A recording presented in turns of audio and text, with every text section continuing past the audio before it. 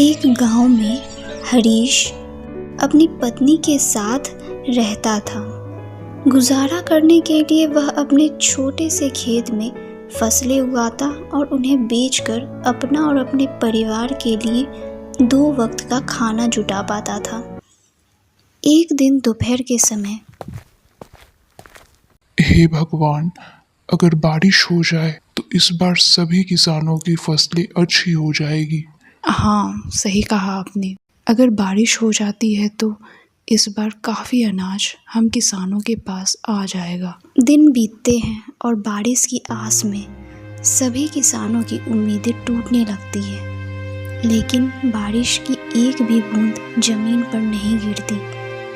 परिणाम यह होता है कि सभी किसानों की फसलें बर्बाद हो जाती है और सूखने लगती है, और हरीश की फसल भी पूरी तरह बेकार हो जाती है। ये देखकर हरीश सोचता है, हे भगवान, इस बार किसानों का बहुत नुकसान हुआ है। फसलें पूरी तरह नष्ट हो चुकी है। मैंने तो इस फसल के लिए कर्जा भी ले रखा था।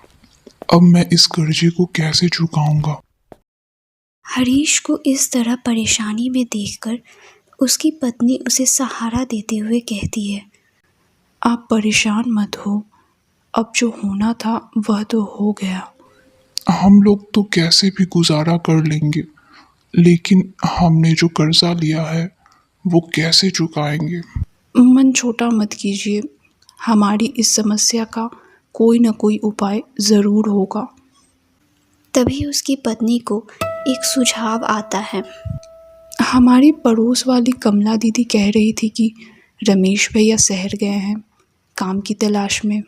हो सके तो आप भी शहर चले जाइए। शहर जाकर थोड़ा पैसा कमा पाएंगे तो कर्जा भी चुका देंगे। इस बात पे काफ़ी विचार करने के बाद दोनों हरीश के शहर जाने को ही उचित समझते हैं। अगली सुबह हरीश शहर जाने की तैयारी करता है। वह अपनी पत्नी से कहता है, मैं कोशिश पूरी करूंगा कि कहीं अच्छा सा काम ढूंढ लूं, और जैसे ही कुछ पैसे हो जाएंगे मैं तुम्हें खर्चे के लिए भिजवा दूंगा। आप मेरी चिंता मत कीजिए, आप बस अपना ध्यान रखिएगा। हरीश अपना थैला लेता है और शहर के लिए रवाना हो जाता है। शहर पहुंचकर वह काम ढूंढना शुरू करता है, लेकिन पूरा दोपहर काम की तलाश करते करते वह थक जाता है, पर उसे कोई काम नहीं मिलता है। उसके बाद वह एक बगीचे में जाकर पेड़ की छांव में बैठ जाता है। हरीश काफ़ी थका हुआ और दुखी था। वहीं पास में 2 बच्चे भी खेल रहे होते हैं। तभी एक बच्चा फिसलकर झील में गिर जाता है। बचाओ बचाओ बचाओ बचाओ पापा बचाओ। आवाज़ सुनते ही हरीश जल्दी से उस झील की ओर जाता है और बच्चे को बचा लेता है। तभी उन बच्चों के पापा भी वहां आ जाते हैं। बच्चों, ठीक तो हो तुम लोग? आपका बहुत बहुत शुक्रिया भाई, आपने मेरे बच्चे की जान बचाई है। मुझे समझ नहीं आ रहा कि मैं आपको किस प्रकार धन्यवाद करूं। तभी हरीश कहता है, मैं गांव से शहर आया हूं काम की तलाश में, लेकिन अभी तक मुझे कोई भी काम नहीं मिला है। क्या आप मुझे कोई काम दिला सकते हो? हाँ, क्यों नहीं, तुम मेरी फैक्ट्री में काम कर सकते हो।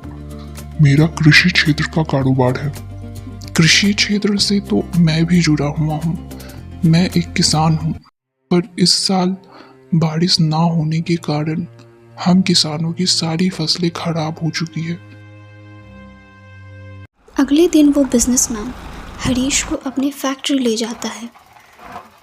फैक्ट्री में तरह तरह के कृषि से जुड़े वस्तुओं का उत्पादन किया जा रहा था। तभी, अब से तुम यहाँ काम करोगे। आपका बहुत शुक्रिया। तुमने मेरे बेटे की जान बचाई है, इसलिए मैं तुम्हें एक तोहफा देना चाहता हूँ। जी, कैसा तोहफा? सिंचाई करने की ये आधुनिक उपकरण। इसके बाद से तुम्हारे गांव में फसलों के लिए बारिश पे निर्भर नहीं रहना होगा। साहब, ऐसा करके आप मेरी ही नहीं, मेरे गांव के किसानवासी की भी मदद कर रहे हो। आपका बहुत बहुत धन्यवाद।